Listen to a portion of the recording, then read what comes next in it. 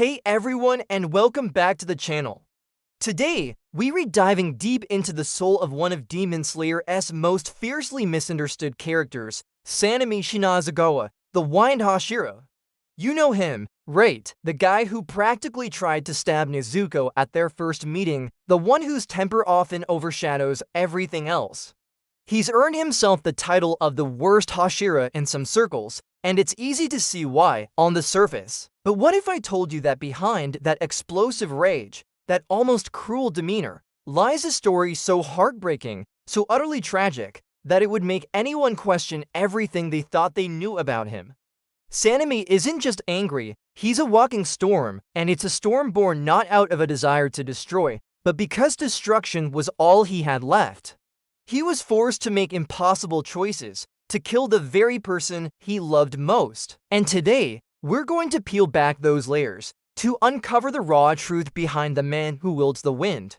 We'll explore his pain, his undeniable power, and perhaps his ultimate, quiet redemption.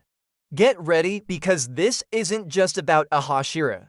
It's about the boy who was broken, and how he somehow found the strength to keep fighting, even when everything pointed to giving up. Let's unravel the enigma that is Sanemi Shinazugawa, Act 1, the boy who lost everything. Sanemi's life wasn't just hard, it was a brutal struggle from the very beginning. He was the eldest of 7 children, growing up in abject poverty. His mother, a tireless, loving woman, worked herself to the bone trying to keep food on the table. Their father, on the other hand, was a living nightmare, a violent, abusive man who spent his days drinking and unleashing his rage on his family. Young Sanemi often found himself standing between his siblings and their father's explosive temper. Even as a child, he possessed an almost instinctual refusal to watch anyone suffer, especially his own family. He was their shield, their first line of defense. One night, the cycle of violence finally reached its grim conclusion.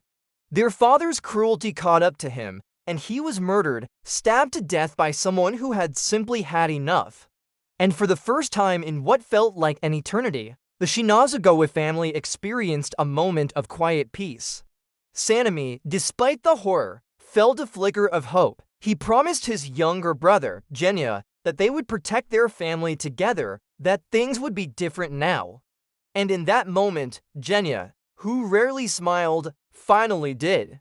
It was a fragile promise, a delicate hope, but it was there. However, as we all know in the world of Demon Slayer, peace is a fleeting luxury. It never lasts long, especially when demons roam the night. And for the Shinazugawa family, the true horror was yet to begin. Act 2, the night of blood, the fragile peace shattered with terrifying swiftness. One fateful evening, their mother didn't return home. The children waited, their young hearts filled with a growing unease. Hours bled into dawn, and then a faint scratching sound echoed from their front door. Believing it was their mother, the younger siblings, innocent and eager, rushed to greet her, their faces lighting up with relief. But what lurked beyond that door was no longer their loving mother.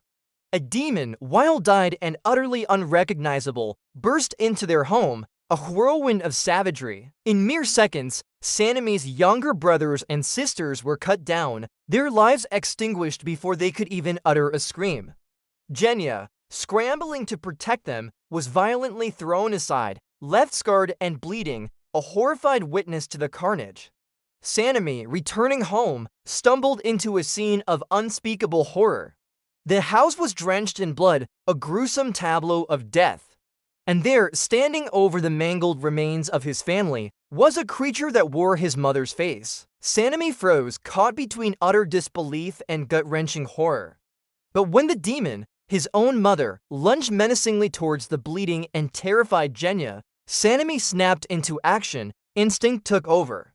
He snatched up a knife, his movements fueled by a desperate, primal rage, and fought with everything he had, slashing and striking until the monstrous figure finally ceased to move.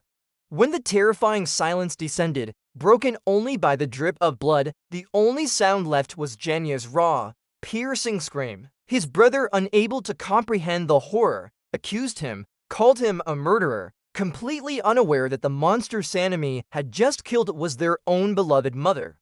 That night, Sanemi's world didn't just crack.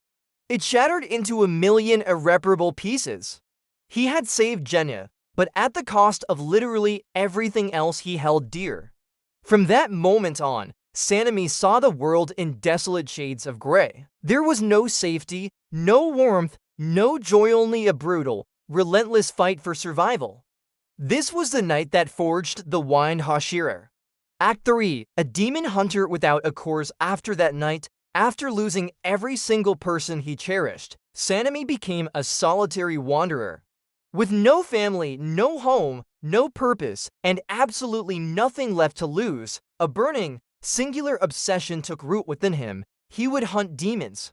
He wasn't a trained slayer then, not yet. He was just a furious, grieving young man armed with a blade and a profound death wish. What made him terrifyingly effective, beyond his raw skill and relentless drive, was something far more primal: his blood. Sanemi possessed a rare and potent blood type known as Marechi, a blood so incredibly intoxicating to demons that its scent drove them into a frenzy, pulling them towards him like moths to a flame. He used this dangerous gift as bait, luring them in, then ruthlessly dispatching them. Again and again, he walked into the jaws of death, surviving only because the demons he encountered weren't strong enough to end his life.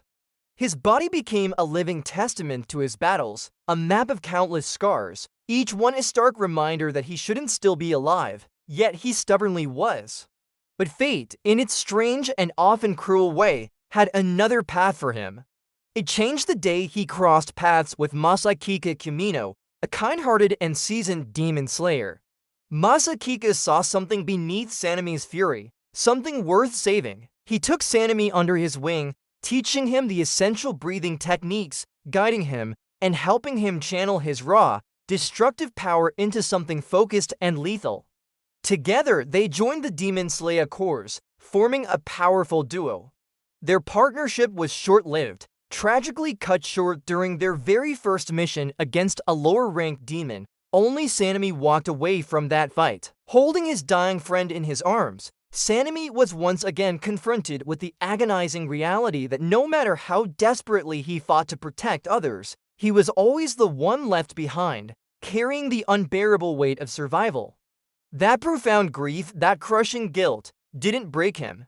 Instead, it became the relentless wind that propelled him forward, fueled his every breath, and sharpened his blade. From that day, Sanemi Shinazugawa solidified his place as the wind Hashira man, whose soul could be as calm as a summer breeze or unleash the devastating force of a Category 5 hurricane. It's clear that Sanemi's harsh exterior isn't born of malice, but from a profound well of pain and loss. He's a survivor, carrying the weight of unthinkable tragedies and using his rage as a shield and a weapon. He may seem cruel, but he's driven by an unwavering, albeit scarred, desire to protect humanity from the very monsters that stole everything from him. And that, my friends, is just scratching the surface of Sanemi Shinazugawa's incredible, heart-wrenching story. If you found this dive into his past as impactful as I did, please give this video a big thumbs up.